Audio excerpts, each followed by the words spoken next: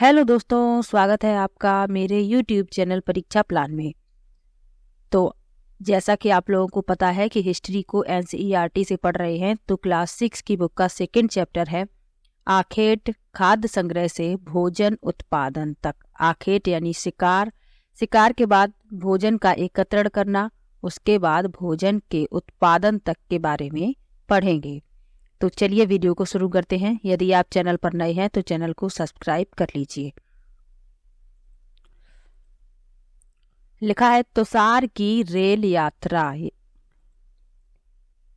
ये तुषार है और इसी की रेल यात्रा के बारे में लिखा हुआ है। लिखा है तुषार अपने एक रिश्तेदार की शादी में दिल्ली से चेन्नई जा रहा था। रेल में उसे खिड़की वाली सीट मिल गई, जहां से वह बाहर का नजारा देखने में मग्न हो गया। तेज दौड़ती गाड़ी से उसने देखा कि पेड़ पौधे, घर, खेत खलियान बड़ी तेजी से पीछे की ओर छूटते चले जा रहे थे। तभी उसके चाचा ने उसके कंधे पर हाथ रखकर कहा, पता है, लोगों ने मात्र 150 साल पहले रेल से यात्रा करनी शुरू की थी। बस तो इसके कुछ दशक बाद आई। तुषार सोचने लगा कि जब लोगों के पास आने जाने के लिए तेज रफ्तार वाली सवारियां नहीं थीं, तो क्या वे यात्रा नहीं करते थे? क्या वे अपनी सारी जिंदगी एक ही जगह पर बिता दिया करते थे? नहीं, ऐसी बात नहीं है। तो तुषार के मन में ये विचार आया कि जब रेलगाड़ियां नहीं थीं तो लोग कैसे एक स्थान से दूसरे स्थान जाया करते थे। लोग पहले भी यात्रा करते थे, जब रेलगाड़ियां नहीं थी, कोई साधन नहीं था, तब भी लोग यात्रा किया करते थे। तो कैसे करते थे, इस बारे में नीचे पढ़ेंगे। तो सबसे पहले पढ़ेंगे आरंभिक मानव, आखिर वे इधर से उधर क्यों घूमते थे। लिखा है हम उन लोगों के बारे में जानते हैं जो इस उपमहाद्वीप में 20 लाख साल पहले रहा करते थे। आज हम उन्हें आखेटक, आखेटक का मतलब है शिकारी, खाद्य संग्राहक के नाम से जानते हैं। खाद्य संग्राहक यानी भोजन को इकट्ठा करने वाले। आगे लिखा है भोजन का इंतजाम करने की विधि के आधार पर उन्हें इस नाम से पुकारा जाता है। आमतौर पर खाने के लिए वे जंगली जानवरों का शिकार करते थे, मछलियां और चिड़ियां पकड़ते थे, फल, मूल, दाने, पौधे, पत्तियां, अंडे इकट्ठे किया करते थे। आखेटक खाद्य संग्राहक समुदाय के लोग एक जगह से दूसरी जगह पर घूमते रहते थे। ऐसा करने के कई कारण थे। यानी आखेटक जो थे यानी शिकारी जिन्हें कहते हैं, तो इस समुदाय के लोग एक जगह से दूसरी जगह घूमते रहते थे, तो इसके कई कारण थे उनके एक जगह से दूसरे जगह घूमने के। तो आगे लिखे हुए हैं उनके कारण। लिखा है पहला कारण यह है कि अगर वे एक ही जगह पर ज्यादा दिनों तक रहते थे तो आसपास के पौधों, फलों और जानवरों को खाकर समाप्त कर देते थे। इसलिए और भोजन की तलाश में इन्हें दूसरी जगहों पर जाना पड़ता था। यानी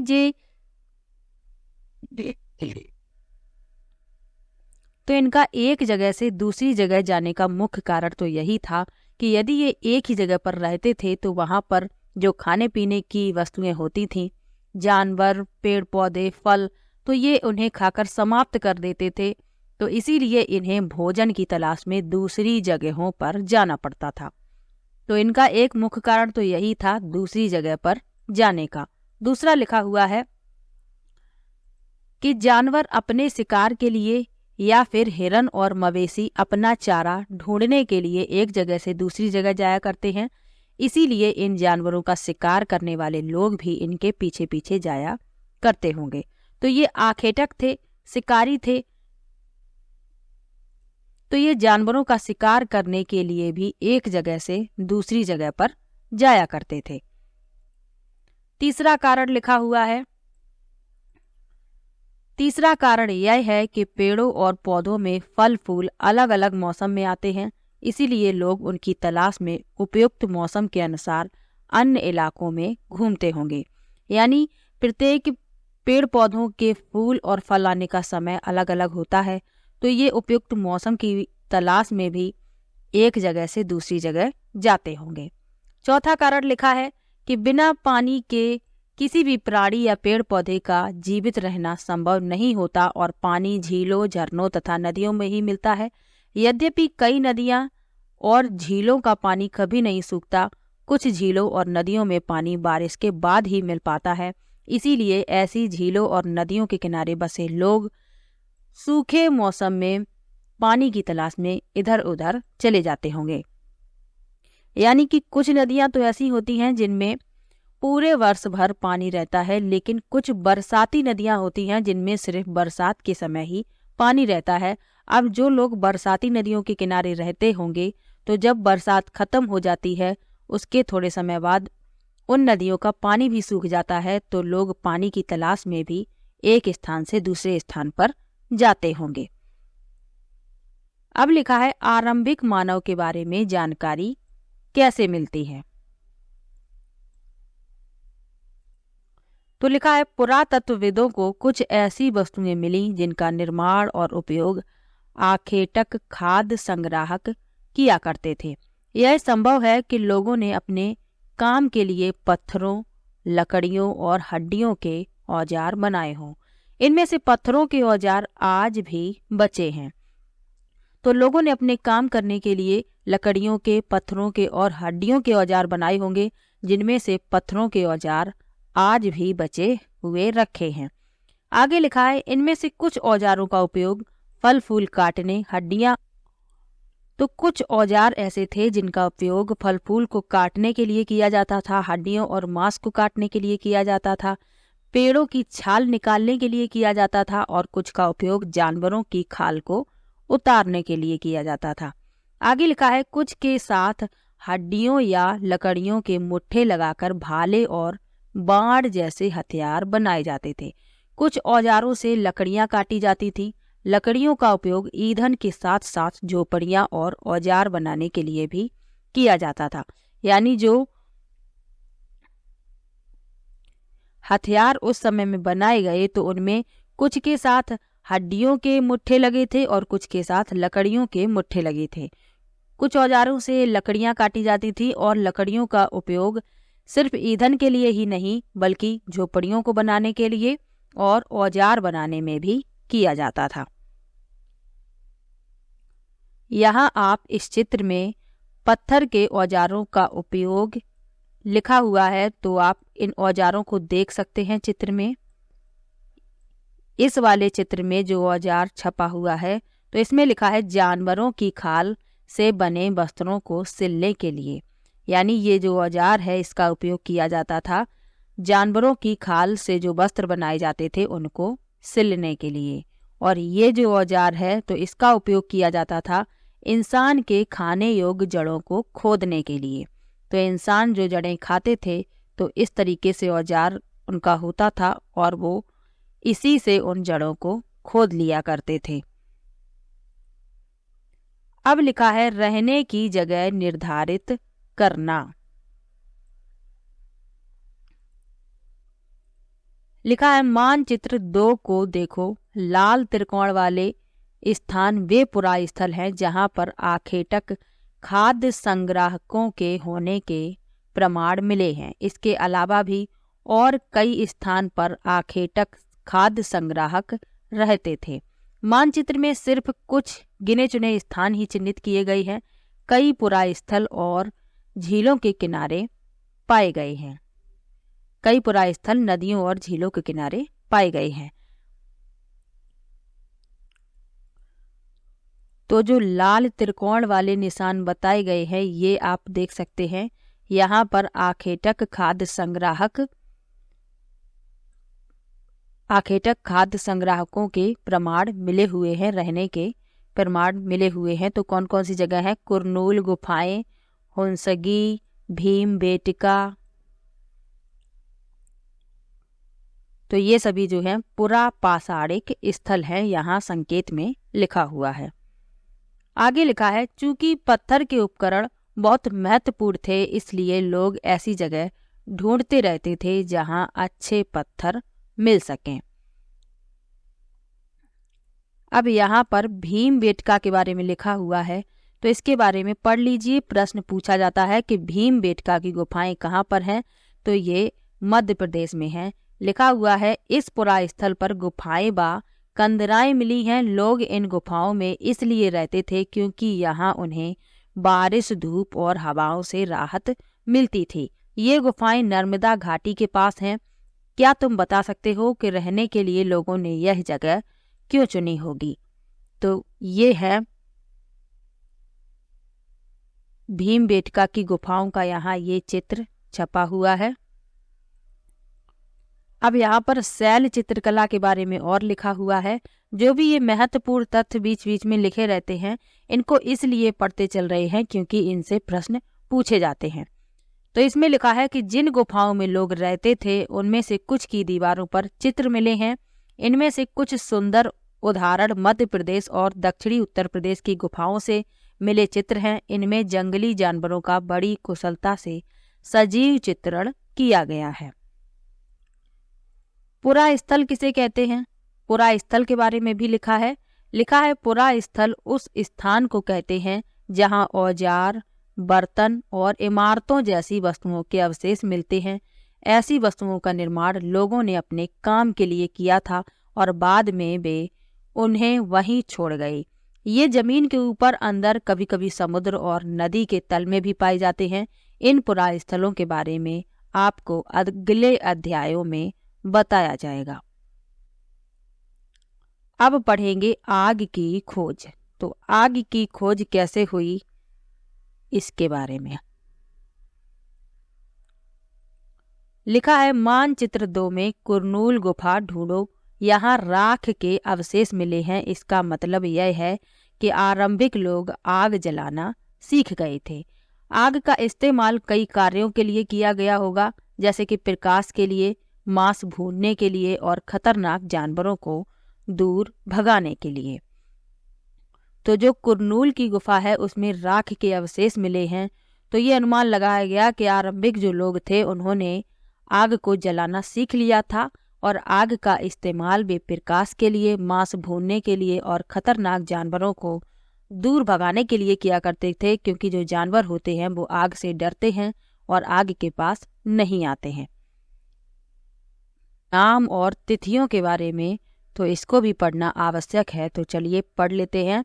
लिखा है हम जिस काल के बारे में पढ़ रहे हैं पुरातत्वविदों ने उनके बड़े बड़े नाम रखे हैं। आरंभिक काल को वे पुरा पाषाण काल कहते हैं। यह 2 शब्दों पुरा यानी प्राचीन, पाषाण यानी पत्थर से बना है। यह नाम पुरा स्थलों से प्राप्त पत्थर के औजारों के महत्व को बताता है। पुरा पाषाण काल 20 लाख साल पहले से 12,000 साल पहले के दौरान माना जाता है। इस काल को भी 3 भागों में विभाजित किया गया है, आरंभिक, मध्य एवं उत्तर। पुरा पाषाण युग मानव इतिहास की लगभग 99% कहानी इसी काल के दौरान घटित हुई है। तो इसे 3 भागों में विभाजित किया गया है, आरंभिक, मध्य एवं उत्तर। तो याद रखिएगा। आगे लिखा है जिस काल में हमें पर्यावरणीय बदलाव मिलते हैं उसे मेसोलिथ यानी मध्य पाषाण युग कहते हैं। ये इम्पोर्टेंट फैक्ट है, इसको याद रखिएगा। इससे प्रश्न जो है वो पूछा जा सकता है। आगे लिखा है इसका समय लगभग 12,000 साल पहले से लेकर 10,000 साल पहले तक माना गया है। इस काल के पाषाण औजार आमतौर पर बहुत छोटे होते थे। इन्हें माइक्रोलिथ यानी लघु पाषाण कहा जाता है। प्रायः इन औजारों में हड्डियों या लकड़ियों के मुट्ठे लगे हंसिया और आरी जैसे औजार मिलते थे। साथ साथ पुरा पाषाण युग वाले औजार भी इस दौरान बनाए जाते रहे। अगले युग की शुरुआत लगभग 10,000 साल पहले से होती है। इसे नवपाषाण युग कहा जाता है। नवपाषाण का क्या मतलब होता होगा? यानी नव का मतलब है नया, पाषाण का मतलब है पत्थर। तो इसी के आधार पर इनका नामकरण किया गया। अब लिखा है बदलती जलवायु। तो जलवायु में किस प्रकार से बदलाव आए इसके बारे में लिखा है, तो चलिए पढ़ लेते हैं। लिखा है लगभग 12,000 साल पहले दुनिया की जलवायु में बड़े बदलाव आए और गर्मी बढ़ने लगी। इसके परिणाम स्वरूप कई क्षेत्रों में घास वाले मैदान बनने लगे। इससे हिरन, बारहसिंगा, भेड़, बकरी और गाय जैसे उन जानवरों की संख्या बढ़ी जो घास खाकर जिंदा रह सकते हैं। जो लोग इन जानवरों का शिकार करते थे वे भी इनके पीछे आए और इनके खाने पीने की आदतों और प्रजनन के समय की जानकारी हासिल करने लगे। हो सकता है कि तब लोग इन जानवरों को पकड़कर अपनी जरूरत के अनुसार पालने की बात सोचने लगे हों। साथ ही इस काल में मछली भी भोजन का महत्वपूर्ण स्रोत बन गई। तो जलवायु किस प्रकार से बदली इसके बारे में पढ़ लिया। गर्मी बढ़ी तो घास वाले मैदान बढ़ गए, और जब घास वाले मैदान बनने लगे तो इन्हें जो घास खाकर जिंदा रहते थे उन जानवरों की संख्या बढ़ी, और जो लोग इन जानवरों का शिकार करते थे इनके पीछे पीछे इनके शिकार के लिए आए। और मछली भी इसी काल में प्रमुख भोजन का स्रोत बन गई। तो ये याद रखना है। अब लिखा है खेती और पशुपालन की शुरुआत। तो खेती और पशुपालन की शुरुआत किस प्रकार हुई इसके बारे में जान लेते हैं। लिखा है इसी दौरान उपमहाद्वीप के भिन्न भिन्न इलाकों में गेहूं, जौ और धान जैसे अनाज प्राकृतिक रूप से उगने लगे थे। शायद महिलाओं, पुरुषों और बच्चों ने इन अनाजों को भोजन के लिए बटोरना शुरू कर दिया होगा। साथ ही वे यह भी सीखने लगे होंगे कि यह अनाज कहाँ उगते थे और कब पककर तैयार होते थे। ऐसा करते करते लोगों ने इन अनाजों को खुद पैदा करना सीख लिया होगा। इस प्रकार धीरे धीरे वे कृषक बन गए। आगे लिखा है इसी तरह लोगों ने अपने घरों के आसपास चारा रखकर जानवरों को आकर्षित कर उन्हें पालतू बनाया होगा। सबसे पहले जिस जंगली जानवर को पालतू बनाया गया वह कुत्ते का जंगली पूर्वज था, और कई बार ये प्रश्न पूछा गया है और कई परीक्षाओं में पूछा गया है कि मानव ने सबसे पहले किस जानवर को पालतू बनाया, तो वह कुत्ता है। कुत्ते का जंगली पूर्वज था जिसे मानव ने सबसे पहले पालतू बनाया। आगे लिखा है धीरे धीरे लोग भेड़, बकरी, गाय और सूअर जैसे जानवरों को अपने घरों के नजदीक आने को उत्साहित करने लगे। ऐसे जानवर झुंड में रहते थे और ज्यादातर घास खाते थे। अक्सर लोग अन्य जंगली जानवरों के आक्रमण से इनकी सुरक्षा किया करते थे और धीरे धीरे वे पशुपालक बन गए। तो खेती और पशुपालन की शुरुआत किस प्रकार हुई ये भी जान लिया। अब आगे बढ़ते हैं। लिखा है घरेलूकरण की प्रक्रिया।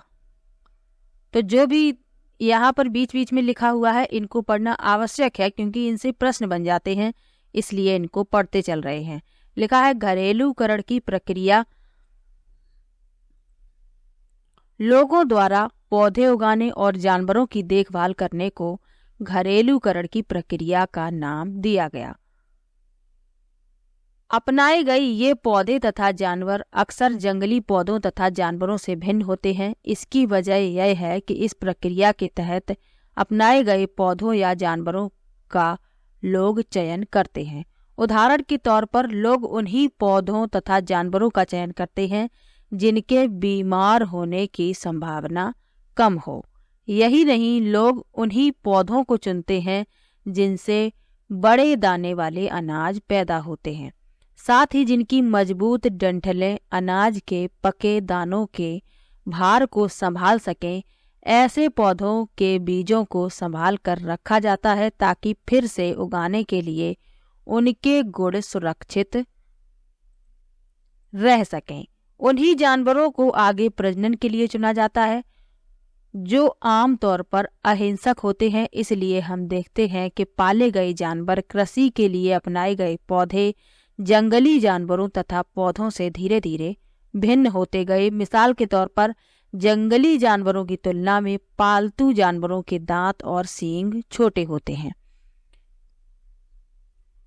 तो जो जानवर जंगल में रहते थे और जो पालतू बनाए गए तो उनमें काफी अंतर देखने को मिला। जो पालतू जानवर थे उनके दांत और सींग छोटे थे और जो जंगली जानवर थे उनके दांत और सींग बड़े पाए गए।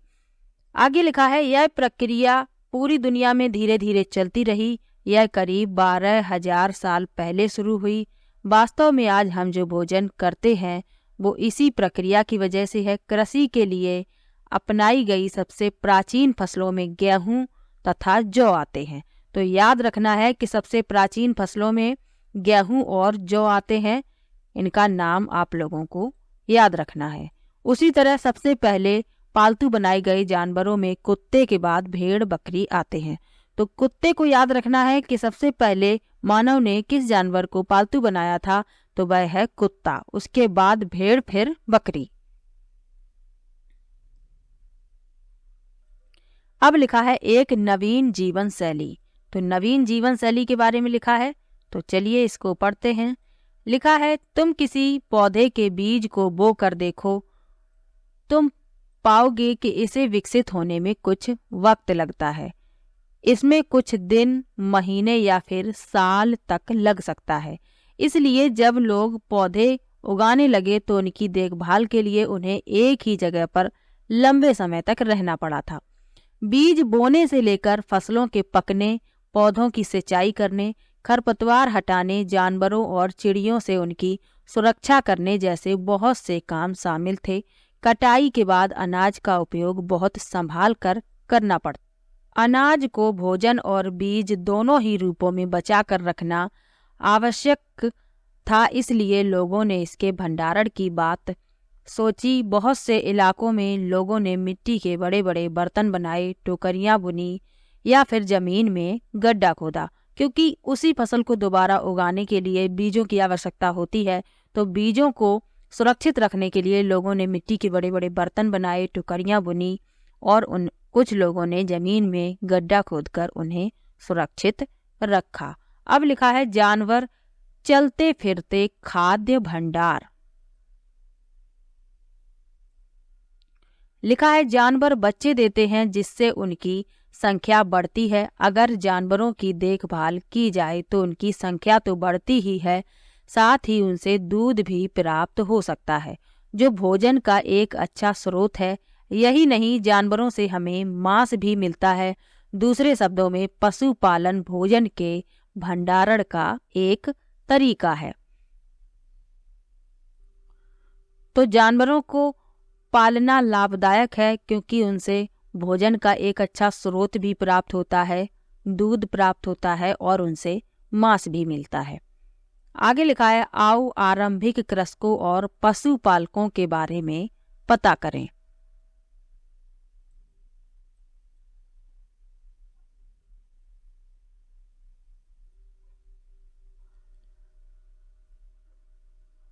तो यहाँ पर लिखा हुआ है कि मानचित्र 2 में क्या तुम्हें नीले वर्ग दिख रहे हैं? तो मानचित्र 2 में देखते हैं।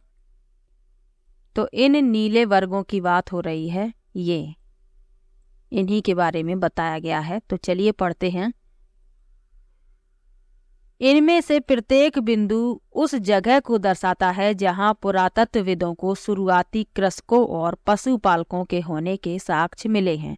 ये पूरे उपमहाद्वीप में पाए गए हैं। इनमें सबसे महत्वपूर्ण पश्चिमोत्तर क्षेत्र में आधुनिक कश्मीर और पूर्वी तथा दक्षिण भारत में पाए गए हैं। वास्तव में ये निर्दिष्ट स्थान कृषकों और पशुपालकों की बस्तियां थीं या नहीं, इसे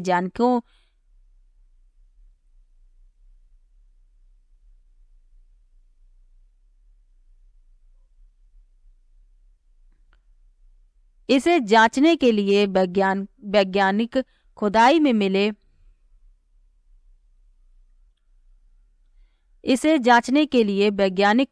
मिले पौधों और पशुओं की हड्डियों के नमूनों का अध्ययन करते हैं।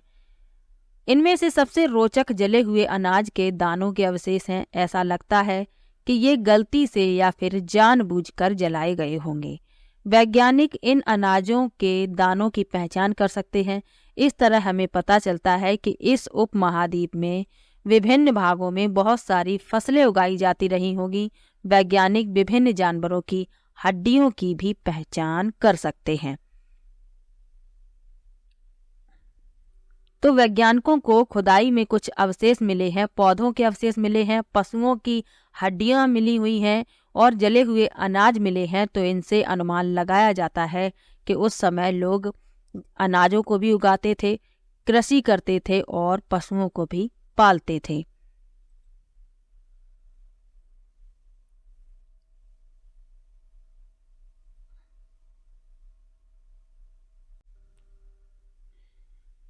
अब लिखा है स्थायी जीवन की ओर, यानी कि स्थायी जीवन को कैसे प्राप्त किया उन लोगों ने, इसके बारे में। तो चलिए इसको पढ़ते हैं। लिखा है पुरातत्वविदों को कुछ पुरा स्थलों पर झोपड़ियों और घरों के निशान मिले हैं, जैसे कि बुर्ज होम, वर्तमान में कश्मीर में। बुर्ज होम के लोग गड्ढे के नीचे घर बनाते थे, जिन्हें गर्तवास कहा जाता है। इनमें उतरने के लिए सीढ़ियां होती थी। इनसे उन्हें ठंड के मौसम में सुरक्षा मिलती होगी। पुरातत्वविदों को झोपड़ियों के अंदर और बाहर दोनों ही स्थानों पर आग जलाने की जगहें मिली हैं। ऐसा लगता है कि लोग मौसम के अनुसार घर के अंदर या बाहर खाना पकाते होंगे।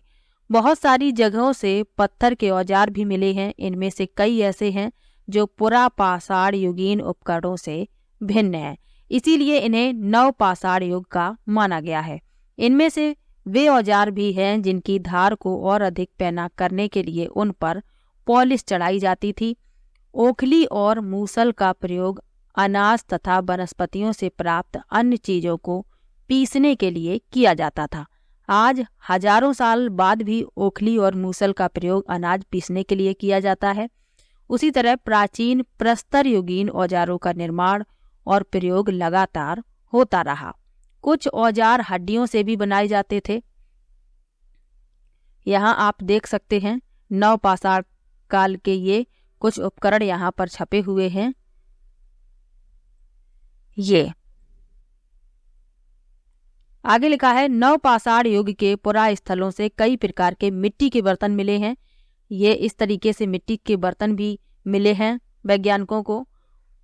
लिखा है कभी कभी इन पर अलंकरण भी किया जाता था। बर्तनों का उपयोग चीजों को रखने के लिए किया जाता था।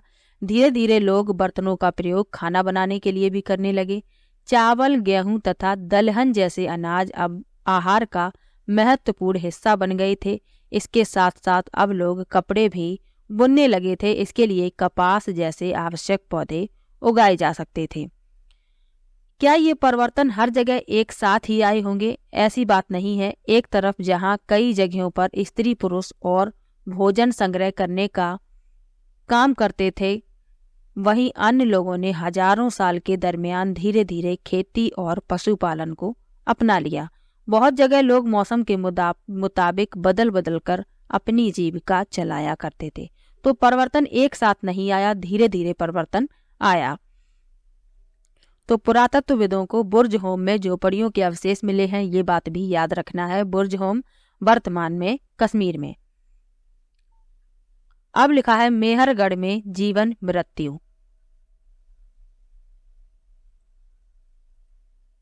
लिखा है यह ईरान जाने वाले सबसे महत्वपूर्ण रास्ते बोलन दर्रे के पास एक हरा भरा समतल स्थान है। मेहरगढ़ संभवतः वह स्थान है जहाँ के स्त्री पुरुषों ने इस इलाके में सबसे पहले जौ, गेहूं उगाना और भेड़ बकरी पालना सीखा। तो आप लोगों को ये सब तथ्य याद रखने हैं कि कहाँ पर सबसे पहले गेहूं, जौ और भेड़ बकरी को पालना सीखा गया। तो वह स्थान है मेहरगढ़। इन्हीं से प्रश्न बनते हैं, आपको देखने को मिलेंगे प्रश्न, बिल्कुल NCERT की लाइनें छपी होती हैं। तो याद रखिएगा जो भी बताते चल रहे हैं। आगे लिखा है यहाँ विभिन्न प्रकार के जानवरों की हड्डियां मिली। इनमें से हिरन, सुअर जैसी जंगली जानवर तथा भेड़ और बकरियों की हड्डियां हैं। मेहरगढ़ में इसके अलावा चौकोर और आयताकार घरों के अवशेष भी मिले हैं। प्रत्येक घर में 4 या उससे ज्यादा कमरे हैं, जिनमें से कुछ संभवतः भंडारण के काम आते होंगे। मृत्यु के बाद सामान्यतः मृतक के सगे संबंधी उसके प्रति सम्मान जताते हैं। लोगों की आस्था है कि मृत्यु के बाद भी जीवन होता है, इसलिए कब्रों में मृतकों के साथ कुछ सामान भी रखे जाते थे। मेहरगढ़ में ऐसी कई कब्रें मिली हैं। एक कब्र में एक मृतक के साथ एक बकरी को भी दफनाया गया। संभवतः इसे परलोक में मृतक के खाने के लिए रखा गया होगा। तो आप लोग ये कब्र देख सकते हैं, इसमें इंसान के साथ बकरी को भी दफनाया गया और यह अनुमान लगाया गया कि परलोक में मृतक के खाने के ये काम आएगी। यहाँ जो घरों के अवशेष मिले हैं तो यहाँ आप मेहरगढ़ के घर का चित्र देख सकते हैं। 4 कमरे हैं, तो इस तरह के कुछ अवशेष वहाँ पर मिले हैं। तो आज का ये लेसन यहीं पर समाप्त होता है। इस लेसन में काफ़ी महत्वपूर्ण तथ्य थे, तो आप लोग उन सबको याद रखिएगा। बाद में प्रैक्टिस होगी तो ये सब कुछ रिवीजन हो जाएगा। तो वीडियो कैसा लगा कमेंट बॉक्स में ज़रूर बताइएगा। वीडियो को लाइक कीजिए, शेयर कीजिए और चैनल को सब्सक्राइब कर लीजिए। मिलते हैं नेक्स्ट वीडियो में, तब तक के लिए बाय बाय।